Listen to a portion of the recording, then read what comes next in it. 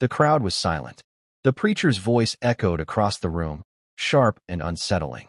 Not everyone who says to me, "Lord, Lord," will enter the kingdom of heaven, but only the one who does the will of my Father. And then came the words that froze hearts in place. Many will say to me on that day, "Lord, did we not prophesy in your name, drive out demons, perform miracles?" And I will tell them plainly, "I never knew you. Away from me." Pause. Silence. Every eye locked forward. Because if that could be said to people who looked religious, who spoke the language, who carried the appearance of faith, then what hope was left for the rest of us? I remember the first time I heard those words. It was like a blade, cutting through every defense, every excuse. Because suddenly it wasn't about appearances. It wasn't about attendance or good works or trying to look like a believer. It was about something deeper, a relationship. But that's where the tension begins. Because if Jesus could look someone in the eye, someone who thought they knew him, and say, "I never knew you," then how do we know? How do we avoid that fate? One man once asked Jonathan Roumie this very question during a live stream.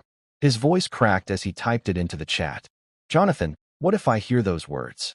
What if, on that day, I stand before him, and he says he never knew me?" Roumie paused. His face grew heavy, and in the silence, it was clear, this wasn't just another question. It was the question. He leaned in, speaking almost like a whisper. "The fact that you're asking it shows your heart is already searching for him. Those who chase him, those who surrender to him, those are the ones he knows." The chat erupted. People crying. People typing prayers. People confessing that, for the first time, they were afraid, but also awake.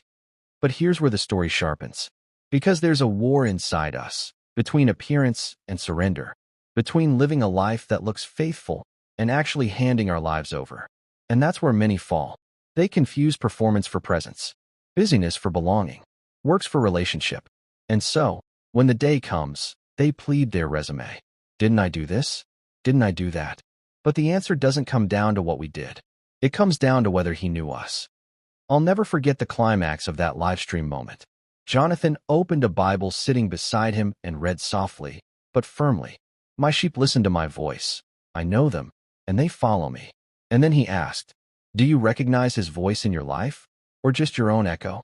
It was like lightning, because suddenly the difference was clear.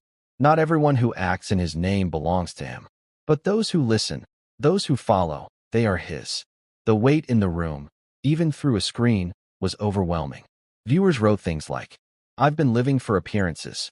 I want him to know me. I thought I was safe, but I've been hiding behind religion.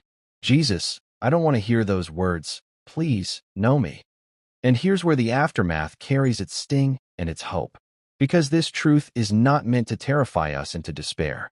It's meant to awaken us into relationship. To know him, to be known by him, means surrender, not just performance. It means letting him into the broken places, not just the polished ones. It means choosing obedience when no one is watching. It means faith that lives, not just faith that speaks. And maybe the most shocking truth of all is that to never hear, "I never knew you," we must dare to say first, "Lord, I know you, and I give you all of me." Because in the end, it won't be about the miracles, or the works, or the accolades. It will be about intimacy, relationship, love. And in that moment, when we stand before him, may his words not cut us down, but lift us up. "Well done, good and faithful servant. Welcome home."